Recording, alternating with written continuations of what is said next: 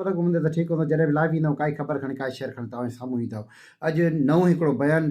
पंहिंजो डॉक्टर समीला सुमर SSP खैरपुर तरफ़ां ऐलान कयो वियो आहे त व्याजनि ख़िलाफ़ु हर थाणे ते FIR कई वेंदी ऐं हर थाणे ते जेको आहे सो उनजे ख़िलाफ़ु जेको आहे गिरफ़्तारियूं कई वेंदियूं। ग़रीब मिसकिननि माण्हुनि खे हुननि ऐलान कयो आहे त जेके बि व्याजनि में तंग थियल आहिनि, व्याजनि में फाथल आहिनि, फ़ौरन हद जे SHA सां राब्तो कनि या फ़ौरन अची मूंसां चैम्बर मिली करे पंहिंजा नाला ॾियनि ऐं उन्हनि जे ख़िलाफ़ु जल्दी कानून कार्रवाई कई वेंदी ऐं नाला राज़म रखिया वेंदा।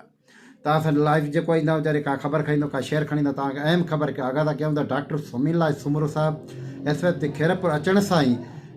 ग़रीब मिसकिननि जूं दुआऊं खटण जे लाइ ऐं ग़रीब मिसकिननि जा घर उजड़ बचाइण जे लाइ हिकिड़ो दंबक हिकिड़ो ऐलान कयो आहे, जंहिंमें गिरफ़्तारियूं जेको हर थाणे ते थींदियूं। व्याजनि ख़िलाफ़ु लिस्टूं तयारु थी वियूं आहिनि, हर थाणे ते लिस्टूं पहुची चुकियूं आहिनि। पीरगोट, फैज़मंद बिंडो, वॾा माशूम,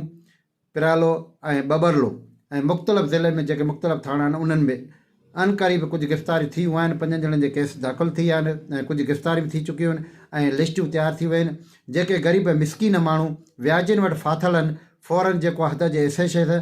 राब्ते में अचनि या फ़ौरन अची असां सां राब्ते में अचनि ऐं एप्लीकेशन बि ॾियनि ऐं उनजा नाला ॾियनि त उन ग़रीब मिसकिननि खे व्याजनि खां, व्याज जे बीमारीअ खां, नासूर खां असां बचाए सघूं। व्याज जो नओं तरीक़ो शुरू थी वियो आहे। के गाॾियूं था लिखाइनि, के जॻहियूं था लिखाइनि, के प्लाट था लिखाइनि,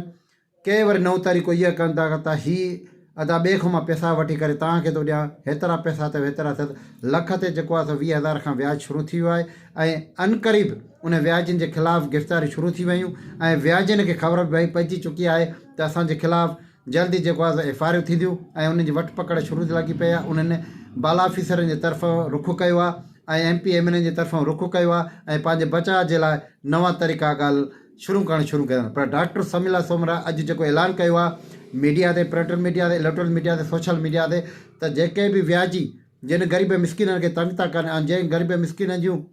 प्रॉपर्टी उन्हनि वटि जेको आहे ग़रीबी थियल आहिनि त फ़ौरन